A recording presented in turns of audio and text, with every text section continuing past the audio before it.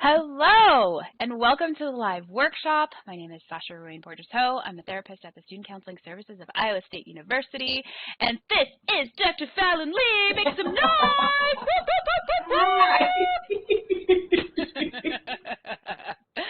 Welcome. Fallon's here today. Fallon, please feel free to introduce yourself, your gender, your gender pronouns, etc. Absolutely. Yeah, I feel like I want to hype you up now for our next meeting. Like Dr. Ruane-Borges-Ho said, my name is Dr. Fallon Lee. I use she and her pronouns. I am also a therapist and psychology associate at the Student Counseling Services, and I'm also our community engagement and inclusion coordinator. And what I'm going to kind of talk with y'all about today is this idea of going home, or more likely kind of staying home for breaks or long periods of time, and how to navigate some different stressors that might come up. We'll talk through and kind of practice some different coping strategies, different emotion management and regulation skills, and then there are going to be links in the bio to this after the presentation to some specific worksheets that could be helpful. So you'll see screen grabs of those, but then we'll also include those in the link below for y'all to check out if you want to look at them a little more. Awesome. Fallon's so excited. This is such a good workshop, and I'm really excited. Are you ready? Yes, I'm ready. Let's go. Let's do this. All right. Okay. Thank you. All right. So I think it's important for us to talk about really kind of the purpose of today's workshop and kind of what that looks like. So when we're thinking about going home for breaks, it's really important to know that that is going to mean different things for different people, that we all have different relationships from home and different experiences with that. So if we want to look at the next slide, I'll kind of go over the outline for today and a little bit of what that's going to look like for us. And while we're doing that, I just realized that I'm going to pull that up on my end too, Sasha, so I can kind of click through on my own. Okay. So today what we're going to talk about is really how to identify kind of our own personal hot topics, either for conversations, for different settings, just things that maybe could get under our skin or hurt a little bit more. Knowing what those are, we're going to talk about what emotion regulation is, some different emotion regulation skills. So when maybe our emotions start to run a little bit more hot, or maybe when we need a little bit more time, what are some different strategies we have for feeling more in control over our emotional experiences. We're going to talk about distress tolerance skills, which are different. So this is kind of the next level up from emotion regulation. So if emotion regulation helps us deal with maybe heavy or hard to hold emotions in the moment, distress tolerance skills really kick in at that tipping point. So when is it something that my system is really letting me know I can no longer handle safely, even with this extra gear? And lastly, we're going to wrap up by talking about boundaries, which I love talking about in our relationships, and also some assertive communication skills. So while we're here, I think it's really important to name during the outline, I really want to lay some things out with my intent for talking about relationships in this way.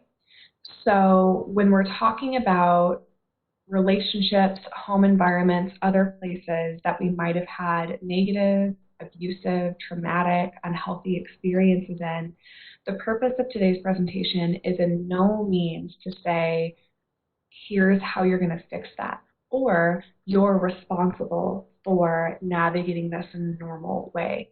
That is not at all what I, Sasha, SCS want to communicate. So the purpose of today is knowing that there are going to be some environments, maybe it's home, maybe it's other places, where things feel generally unsafe, where maybe there have been large hurts and large wounds, invalidating experiences for ourselves, for our identities.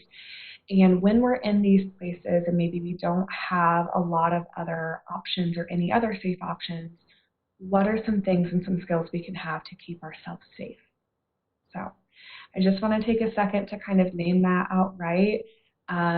I don't want to blame or shame anyone for really valid emotional experiences that they might have.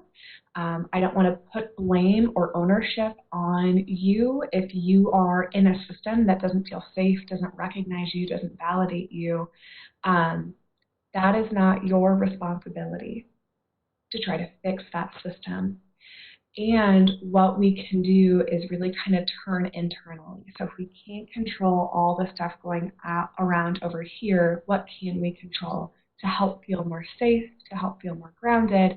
And oftentimes that is ourselves, our emotions, our thoughts. So knowing that, let's go ahead and jump into hot topics. So the word that we'll kind of use in the worksheet is going to be trigger for hot topic. And this is a word that can have a lot of different meaning for a lot of different people. It's important to know that when I'm referring to triggers throughout this presentation, that these are broadly speaking stimuli, could be anything, that contribute to an unwanted emotion or action. These are going to look really different person to person. A lot of times our triggers or hot topics are going to be based around past experiences. And it's important to try to identify them beforehand, almost like you're preparing for a test or getting ready for some other task that's going to require a lot of effort. So saying, okay, in a space now where maybe I feel more calm, I feel more safe, what are some of my triggers? What are either situations, conversation topics, people who I might be around that contribute to some unwanted emotions or actions? So when we're thinking about that too, take a second and kind of think about what are some cool, warm, and hot topics or situations. If we think about it like a pot of boiling water, it doesn't start off boiling, right? So when we're thinking about these different situations, we can think about what are some conversations or some topics that feel cool, feel really comfortable to talk about. This could be things like, how are the Cyclones doing in sports this season? It could be things like a movie you've seen, a game that you've played. Warm topics could start to feel maybe a little bit more dicey. They could start to feel a little bit more uncomfortable. This could be things like different reactions to the COVID-19 pandemic, thinking about stress in an election year. These could be things maybe about yourself or your own identities that are really protected and feel really personal. So when we're thinking about cool topics to warm, what are those?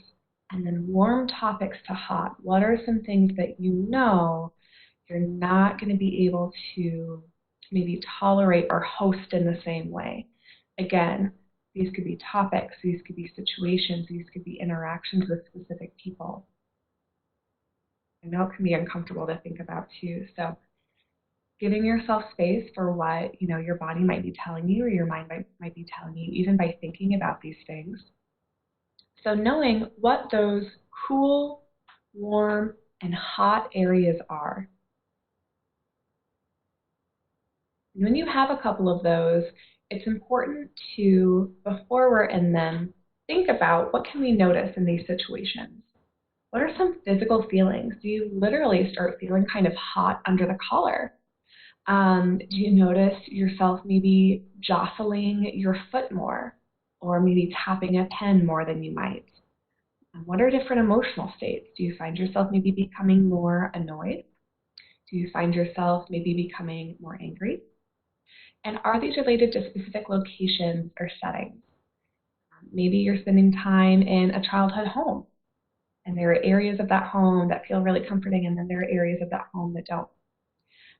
Maybe it's going back to a job that you've had, or maybe it's being near another location that has had either stressful or negative memories associated with that. So the first worksheet that we're going to kind of look at here, in two parts, really talks about what are these triggers. And we kind of want to break that down even a little bit more. So we talked about it in the previous slide about there are these stimuli that create these reactions. So what is the problem that your triggers are contributing to? What's the worst case scenario if you're exposed? Maybe it's I say something I don't want to say, or I start to feel really unsafe. And then thinking about what are those, again, trigger categories. And just like this worksheet says, these can be just about anything. Maybe it's an emotional state. Maybe feeling anxious can lead you to feel other emotions more intensely. It could be specific people. It could be specific things or items, thoughts or situations. And once you have a couple of those, the second half of this worksheet really talks about, okay, so let's identify maybe the 3 of them that are going to be the most present for you. And what are some strategies that you can have to either avoid or reduce exposure to these? And this can be hard too, right? Because we don't always have control over that. We might not always be able to control our environments or our exposure. But thinking about what are some things I can do to help keep myself safe in this setting, around this person, when in this situation, is going to help a little bit with that. And when you're talking about these different strategies, again, the last little box here says, describe a strategy for dealing with each of these triggers when they can't be avoided. So maybe it is just changing a topic from something warm or hot to cool and just completely throwing, again, the conversation pattern a little for a loop, but that's okay. Maybe it is, if it's safe to do so, stepping outside for some fresh air, taking a walk, if you have access to and feel safe to, taking a drive. So when we're dealing with these head-on, what are some things that we can do? And one of the things that we can do internally is really focus on emotion regulation. So when we're talking about emotion regulation, my favorite bad therapist joke to make is to really think about comparing this to stop, drop, and roll. So I kind of told the punchline ahead of the setup, but if you'll roll with me on this, no pun intended. When we're on fire, one of the first things that we're taught to do is to stop, drop, and roll. And we probably learned this maybe in elementary school or on an after-school special. I remember in my own elementary school, it was a really exciting day where the fire department came in and we got to see the truck and we all went to the gym and we practiced rolling. You know, and gosh, that was probably like kindergarten, first grade.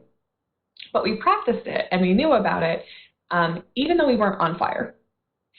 Now, let's say I have never heard stop, drop, and roll before.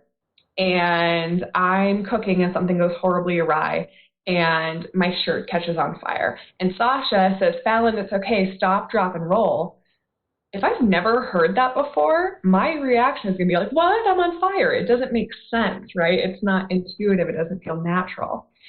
So emotion regulation skills are a little bit like stop, drop, and roll. When we're thinking about coping of any kind, we have to practice our skills before we need it, and we have to learn about and practice things when we're not on fire.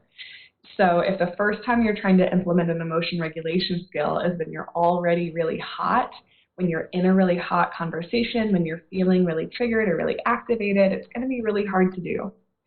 So try to set aside intentional time throughout the week to practice new skills, just like you might practice anything else. And even though we suggest stop, drop, and roll for anyone who's on fire, it's important to know that we're all going to have different reactions and different success rates with coping skills, and that's okay. Everything might not work for all people, and it's important that we can modify these to meet our own needs.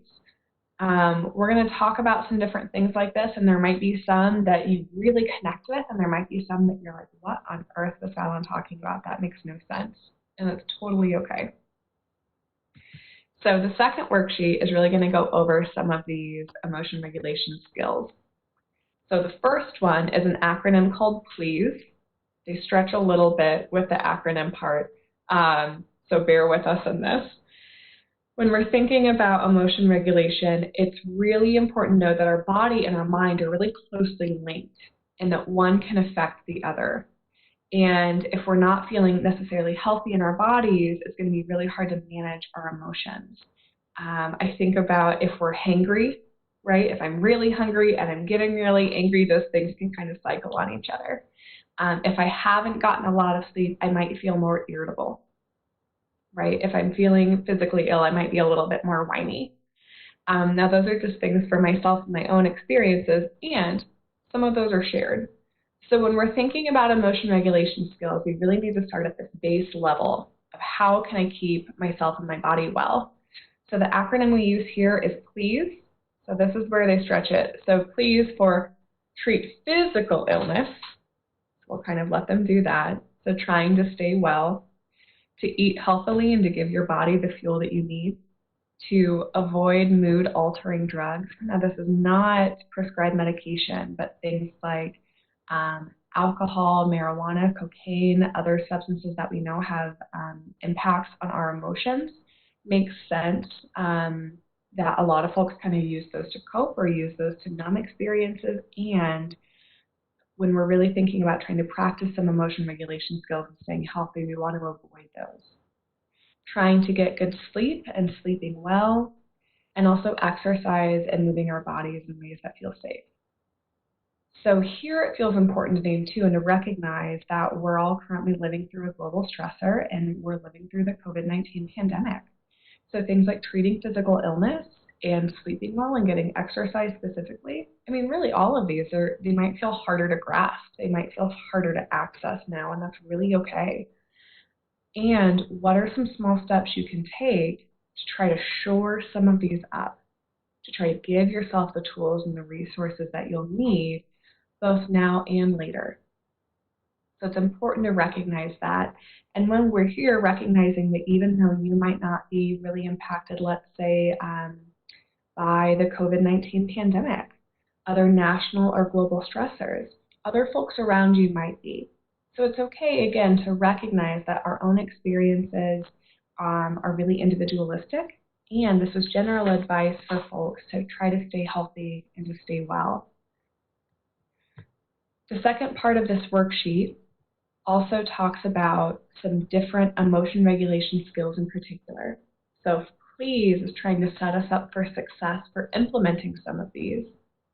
The next 3 slides are really going to talk about some different ways to really ground and really try to practice some ways of interacting with our emotions that might be really new.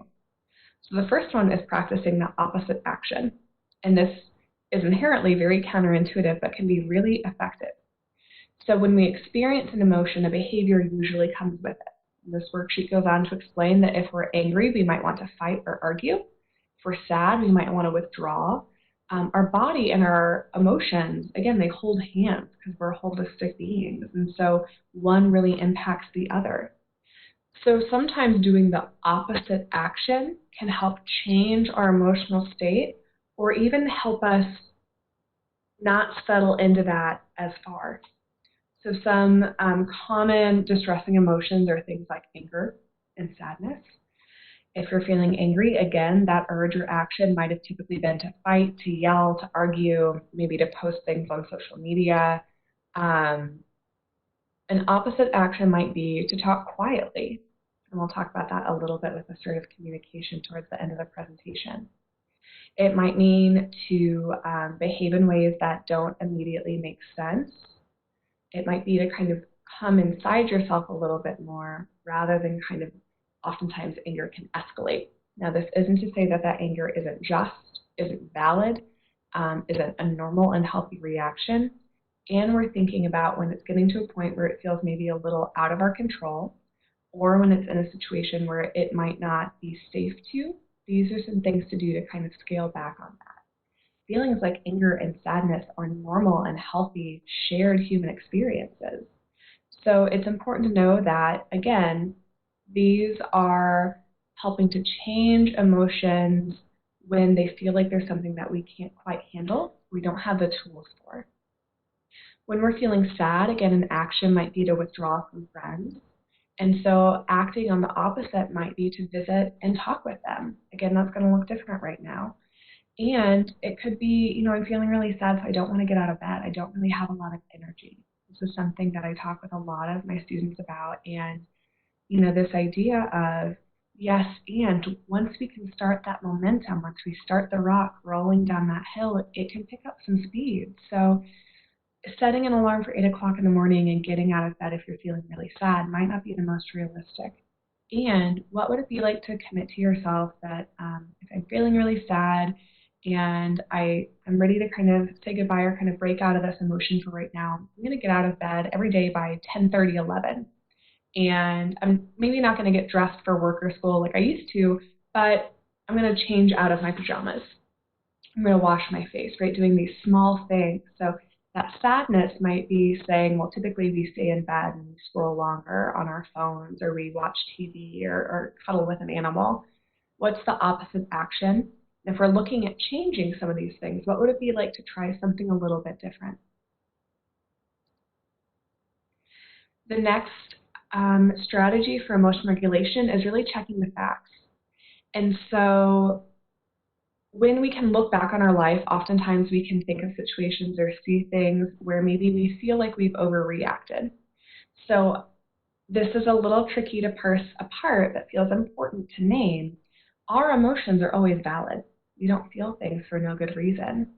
And they're always valid, but that doesn't necessarily mean that they're always accurate, which is hard to kind of sit with.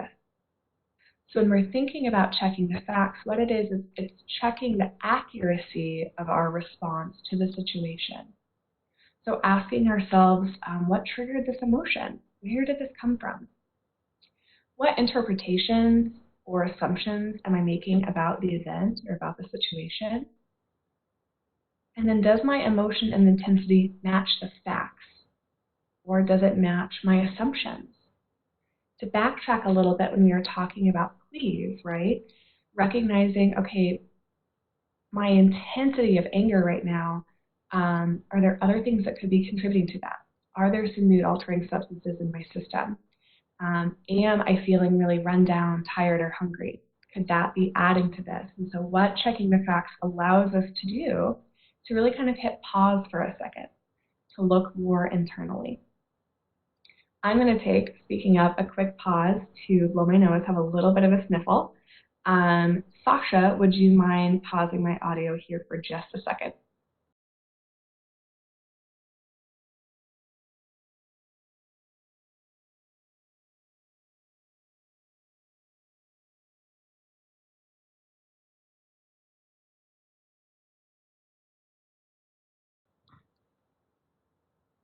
Thank you so much.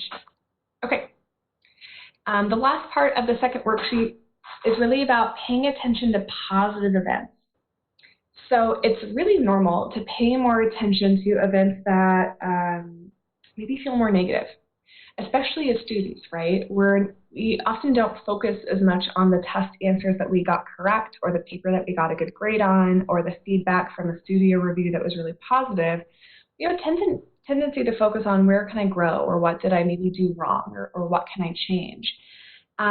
It's a really normal reaction to pay more attention to the bad things, the things that aren't going as well. And again, if we're hearing 10 compliments and a single criticism, probably going to remember that criticism more. So one thing we can do to help with emotion regulation is really kind of cultivating positivity and gratitude, paying attention to what's going well. It's important to name, too, that for a lot of coping skills like emotion regulation, this isn't it's not a magic solution, right? It's not a magic wand to say all of these things are gone now. And it can help make our situations and these stressors more manageable. So if you've had a really hard day, what are a couple things that went right? Maybe I am having a really rough day, but the parking meter downtown or at the Union ran out, and I was 10 minutes late, but I didn't get a ticket. It's important to know. What are some things we can do to kind of cultivate some positivity and kindness towards ourselves? Maybe it's watching a movie, right? There's a Chrome extension for Netflix Party that lets you live chat with friends as you're watching the same thing at the same time.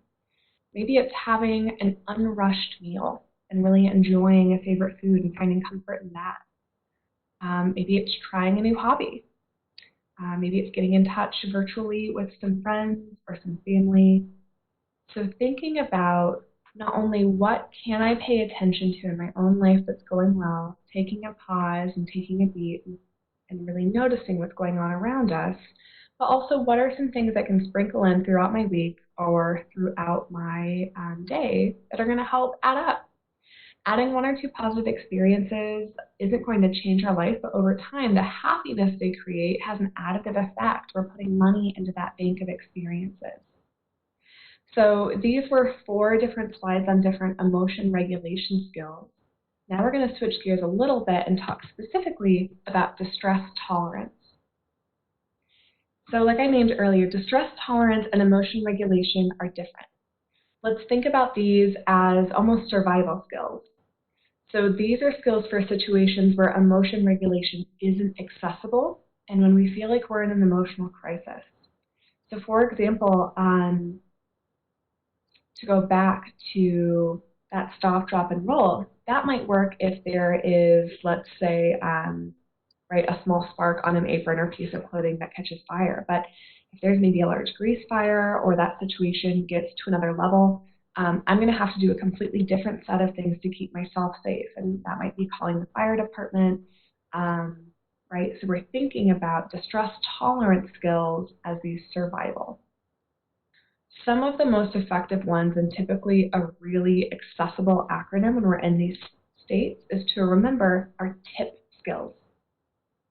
So the T in TIP is for temperature, and it helps tip our temperature of our body. So oftentimes when we're in distress, we can feel really warm, really hot. Some folks even run like slight fevers. Our body and our mind, again, are really intricately linked. So using cold water, running your hands under cold water, splashing some on your face, getting a towel or a washcloth with cold water and putting a cold compress on your head for a few moments really does a lot, and it typically works pretty quickly. There's a couple things in here that I really want to call attention to. One, this does not work with warm or hot water. It only works with cold. So we need to do that in a safe way. It also draws our attention oftentimes to that stimulus. If I'm turning on the cold water, I'm running my hands or I'm splashing my face with it, and I'm focused on those sensations. The I is for intense exercise in a way that feels safe for you and your body in 15 or 20-minute intervals. So if I'm feeling really distressed, really sad, really angry, really out of control, what would it be like to do jumping jacks and get some of that energy out of my body? Doing push-ups, going on a brief run, again in ways that feel safe for you, and to make sure that we're not extending this to a point where it might become dangerous or unhealthy. Thinking about short bursts, right? 15 to 20 minutes of exercise and really focusing on that. And also remembering paced breathing and paired muscle relaxation. There are a lot of different breathing strategies. The one that I typically like to use is called square breathing. I'll lead us through this here for just a second. What square breathing is it's taking breaths, but also incorporating a pause. So breathing in, pausing, breathing out, and pausing with that lack of air. Taking deep breaths, while it sounds very therapist-y, has similar effects to adding coolant to an engine that's overheating. Again, our minds and our bodies are so linked, and I know I keep saying that, but that's because it's so true. So what paced breathing does is it gives us a chance to slow our body down and help slow our minds down. I'm going to take a minute and lead us through some paced breathing. So get as comfortable as you can wherever you're listening to or watching this. You can close your eyes if it feels safe to, or just kind of let your gaze gently focus somewhere off screen. We want to breathe in through our stomach, hold, breathe out through our mouth, and then hold. So I'll lead us in a 4 count, and then slowly kind of drop off. So inhale, 2, 3, 4, hold, 2, 3, 4, exhale, 2, 3, 4, hold, 2, 3, 4. Inhale, hold, exhale, hold. Do a couple more as it feels safe to.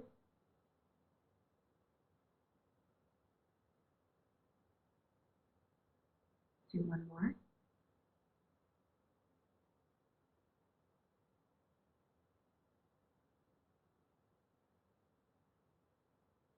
Okay. So with breathing and with a lot of these, again, if you start feeling lightheaded, if it's not working for you, that's okay. Listen and know your body. But if that did have some kind of calming effect, take a second and notice that. Even by taking 4 or 5 paced breaths, oftentimes folks can experience maybe a little bit less tension in their shoulders or neck. Maybe things just seem to slow down a little bit too. And progressive muscle relaxation, there are a lot of different worksheets for this. Our website at Student Counseling Services, I'm sure, has some good progressive muscle relaxation or meditation scripts. What progressive muscle relaxation is it's gently holding tension in different parts of your body and releasing it for a relaxation effect. So it could be something like gathering tension in your fist or in your feet, counting to 5 and really squeezing that part of your body, and then releasing and noticing what that relaxation feels like. Let's talk about 3 different kinds of distress tolerance in addition to tip skills. So one of my personal favorites that can also be really slippery and really hard to do is radical acceptance. So oftentimes when we hear acceptance, it makes sense that it might link for us to words like condoning, approving, and what radical acceptance is, it's really kind of peeling back that layer and thinking like, it doesn't necessarily mean I like what's happening, but I need to accept that this is a lived reality. So as our worksheet says, sometimes we might run into a problem that is just out of our control. We might have been running into those problems a lot more recently. And it can be really easy to think that it's not fair, I shouldn't have to be in this, and you're absolutely right. And a lot of times those ways of thinking might lead to rumination, feelings of hopelessness, and it can actually make that pain worse. And so radical acceptance is this idea that it can sometimes be a healthier way of thinking. And instead of focusing a lot of our energy onto how we would like for something to be different, really recognizing and accepting the current problem or situation as it is. And accepting is not the same as condoning or liking something. So learning to accept that some problems, are going to be out of our control, and recognizing that, and taking a breath and thinking, okay, I cannot control that. I do not like this at all, not a fan, and what are some things that I can do? So again, it feels important to name that a lot of us live within systems that are oppressive, that aren't affirming, and it's really hard to radically accept those because we know inherently that they are hurtful, right? That they are oppressive or aren't affirming. We're living through a global pandemic. It's really hard to accept that. It's caused pain and inconvenience, suffering for different folks. So there are a lot of those going on right now. And the example that the worksheet gives us to scale it down a little bit is thinking about maybe finding out that we weren't selected for a job or an internship. And we might think, it's not fair, I did everything right, I was the best one there, and what could radical acceptance do instead? It's frustrating that it didn't get the job, but I didn't get it, and I can't change that. So again, it's this idea of we're not accepting it, we're being happy about it, we're celebrating it, but what is the situation that's actively going on right now? How can we maybe not change it? And what can we do instead with that information and with that power? The second one is talking about self-soothing with the senses. So this feels really important too, is to try to engage in pleasurable ways of experiencing our senses. So for example, I am working on an afternoon coffee.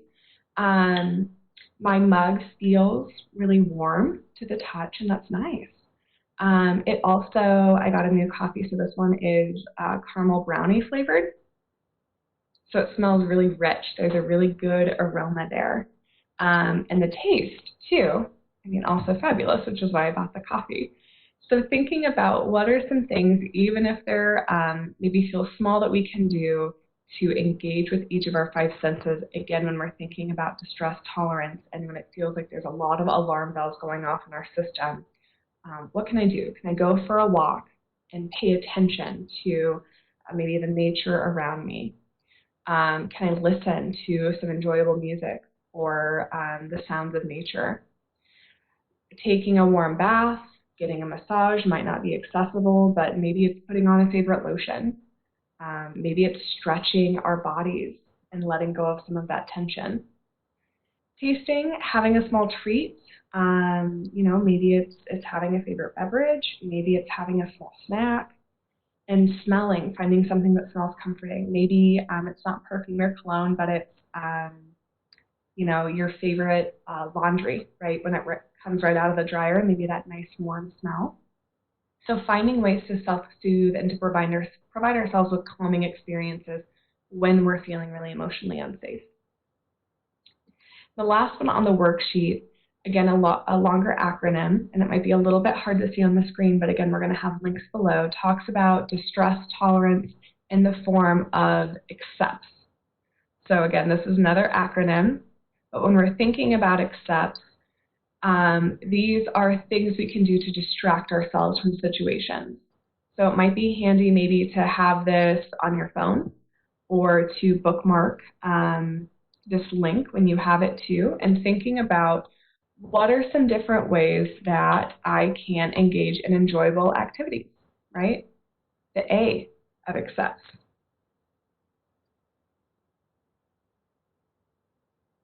What are some things that could be contributing to the situation? And what are some ways that I can contribute to maybe a larger community or a feeling of connectedness with others? So focusing on someone or something other than ourselves. Can I volunteer? Can I donate money or time?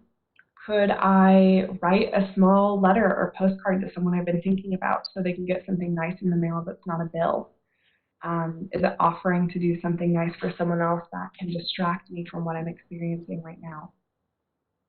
Thinking about comparisons, again, I want to pause here because this one's tricky. We don't want to compare to bring ourselves down and shame our own emotions or experiences.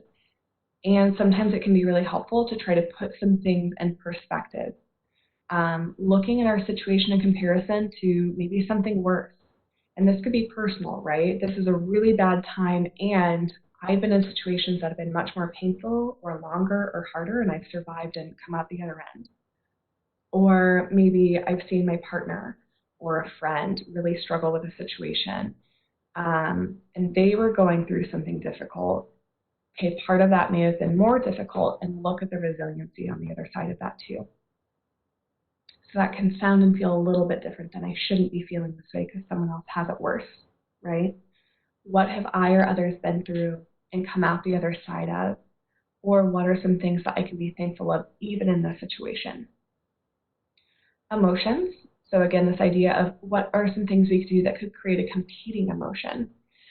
What are some songs that you really enjoy that you can throw in a playlist? What's an activity that you can do that is going to maybe make you feel less angry or less sad, even though maybe yoga is the last thing that you want to do when you're feeling really angry? Again, leaning into that opposite a little bit more.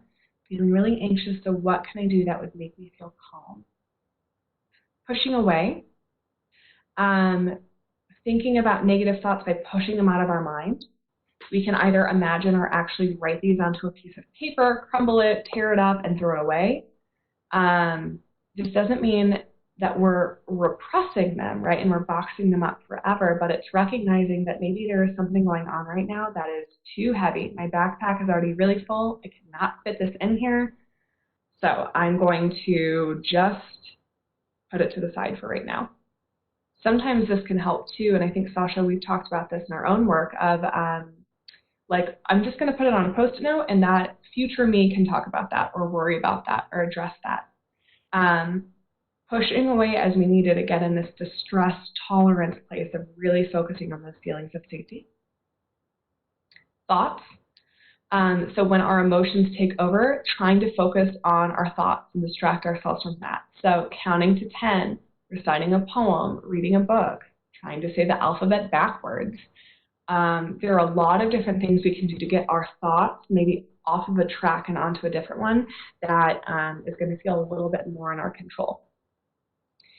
And sensations.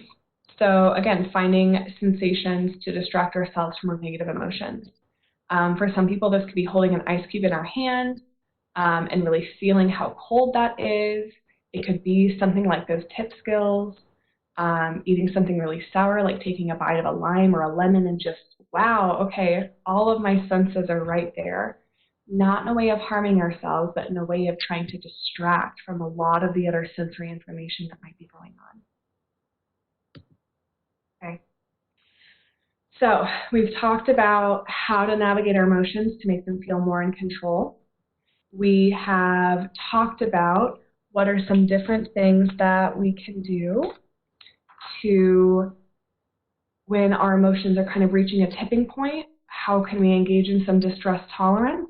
Let's talk a little bit now about boundaries and assertive communication. So if we're thinking about emotion regulation and then distress tolerance, boundaries in assertive communication can kind of exist in a lot of different places like this. So boundaries can be instrumental to having space to regulate your emotions. And when I'm talking about this, I want to make sure that I'm talking about relational boundaries. They're not the same as walls. There's flexibility within boundaries. And we're going to talk about this in a little bit. A lot of folks, when they hear the word boundary, they think about walls, or they think about being really closed off from others, or, you know, an idea that my love or my friendship knows no bounds. And what boundaries can do is it's like a set of rules or an expectation or even a contract of knowing, okay, with this relationship, here's what this means for me and also for you. These can be new or different ways of approaching familiar situations. That's important to me. So hearing about them today might not make a lot of sense and they might not fit, but knowing that with any change, there's going to be some adjustment and some reactions. So this next slide is a visual that I often use to explain boundaries.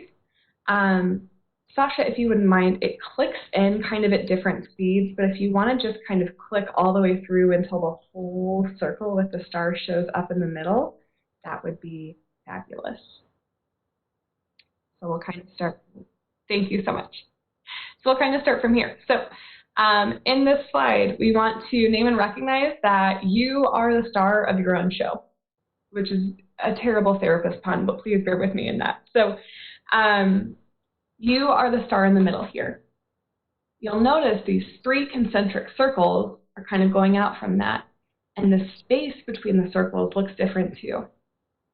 So let's take a moment to think about the circle closest to the star.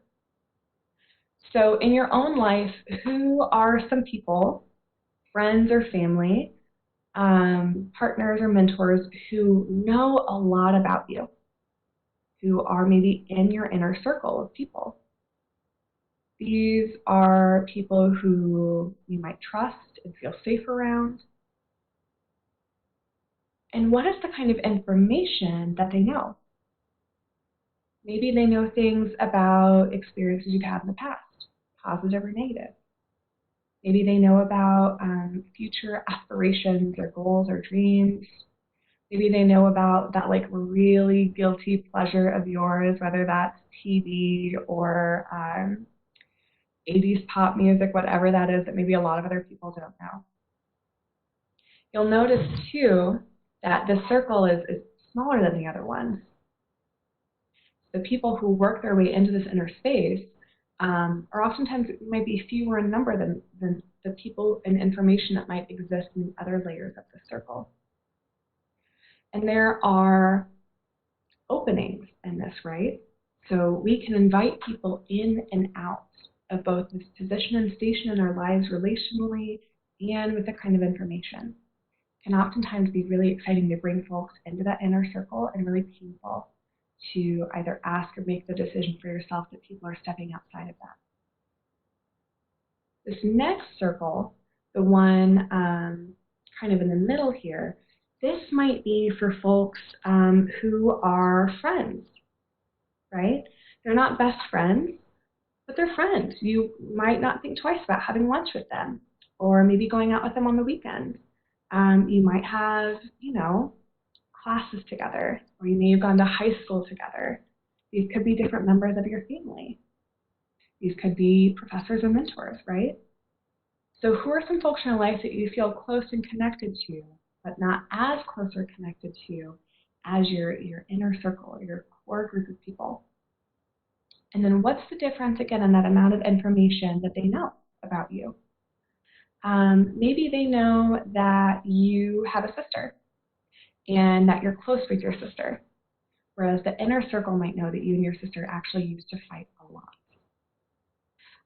Maybe they know that right now you're majoring in exercise science, and that you are really excited about grad school. Maybe your inner circle knows about some of those struggles or fears of anxiety about applying for grad school, right? So kind of seeing some of those differences. And who are some of those folks? This outer circle would be maybe a layer of folks like acquaintances, right? Folks you might have had a couple classes with, a teacher who you worked on a project with, coworkers from a part-time job. And then what's the kind of information that they know about you? Maybe they don't know what you're majoring in, but they know that you're a student. Maybe they don't know your sister's name, but they think you have a sibling because they've seen you maybe get picked up by someone from your part-time job, right? Maybe these are people who you got to know in your dorm for freshman year, but maybe you've fallen out of contact a little bit with. So again, we're thinking about in the circles closest to you is information that might feel really personal, really intimate, and people who can know and hold that. As we get further out, that information changes. We can also think about this situationally, right? I had an opportunity to do some travel with some friends of mine from grad school, and there was a lot of trust that had to happen going into that decision of, okay, we're going to be on planes together, so I need to trust that these people, we're going to be timely, so we're not missing flights. We're going to be sharing hostels and hotel rooms, so I need to feel safe with these folks as well. So they were pretty close to my circle, whereas maybe coworkers or other friends that, from earlier in my experiences in college, I wouldn't have felt as connected to. Maybe wouldn't have felt as safe to have these experiences with. So when we're thinking about boundaries, and when we're thinking about being or going home, oftentimes maybe family or friends can assume that they're in a certain place within our diagram or within our boundaries. And that might not be true. I really want to empower you that you have the power to decide where people are at in this, even if they really want to be somewhere else. You can move people in and out, and that's okay to do so. Relationships change, they are fluid and dynamic. So really thinking about if I'm going to a place where I might be triggered, where I might need to lay down some emotion regulation or even distress tolerance skills, what are some things that feel safe in this environment, in my communication with others? So maybe I can talk a little bit about my classes are going well, but I might not share that I'm feeling really discouraged in one class. Or maybe I can say that, I've been dating someone and it's going well, but I might not go a lot into detail about what that relationship is, right? So thinking about this preemptively and before you're in contact with others about what is the kind of information that I would like for them to know in this circle and in this place, and how can I kind of have that set up? So knowing that, how could we maybe communicate to people in an assertive but firm way about these boundaries? So the next slide talks about assertive communication. This is our last worksheet. So assertive communication is a style in which a person stands firm in their own needs and wants, while also taking into consideration the needs and wants of others, and trying not to behave either passively or aggressively, but really kind of standing firm and standing grounded in where you're at. Oftentimes, but not always, traits of assertive communicators can include having eye contact, if that's something that feels both safe and culturally appropriate for you, having a soft and steady tone of voice, listening to others without interruption, which can often be really challenging, and thinking about, what do I need? So how can I respect myself? How can I express my thoughts and feelings calmly? How can I plan what I'm going to say? There's a lot of, even for me, as I'm thinking about gearing up for different difficult dialogues in my own life, I might practice those in the shower or on my drive, and that's okay. I might kind of think through those or write that out just so I have an idea of how that might flow. And saying no when I need to, and knowing that it's okay to say no. No, actually, I don't want to maybe go on this trip. I don't feel safe to right now. Or no, I don't want to talk more about this specific experience. And then it gives some examples of assertive communication and how that could look. I won't be able to take you to the airport on Friday. I've had a long week and I need to rest, right? I'm respecting my own needs while also saying no. I've been feeling really frustrated about doing most of the chores around the house, and I understand that you're busy, but I need help. So how can we make this work, right? Using some joining language there. I'm having a hard time sleeping when your music is on. What if you use headphones? Or could you move the speakers to another room, right? These are things that can oftentimes feel really scary to say, and that makes a lot of sense. Sometimes thinking about those boundaries and adding in assertive communication skills can help with that too. So I want to be aware of our time. We have a couple minutes left today, and the last slide just goes over crisis resources, which are available on our website. You should be able to find those. You can either go to cyclonehealth.org and find the Student Counseling Center from there, or visit our website inside of Iowa State. It's important to know that we at Student Counseling are always here for ISU students when they're feeling like they're in crisis. Our hours during the summer are 7:30 to 4. If you're having thoughts about suicide, self-injury, harming others, recent traumatic experiences, we can often get you connected with a crisis counselor. Again, anytime 7:30 to 4 to help kind of talk through those immediate safety needs. You can always text ISU to 741-741 and be connected to the National Crisis Line.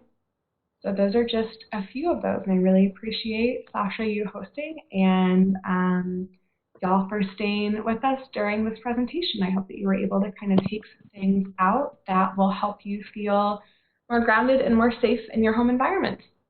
Thanks so much for being here today, Fallon. It was a fantastic presentation, as always. I want to just reiterate Fallon's naming that we're available, that we have crisis resources that are also available in the description down below, so take a look at that. But to reach us, it's 515-294-5056.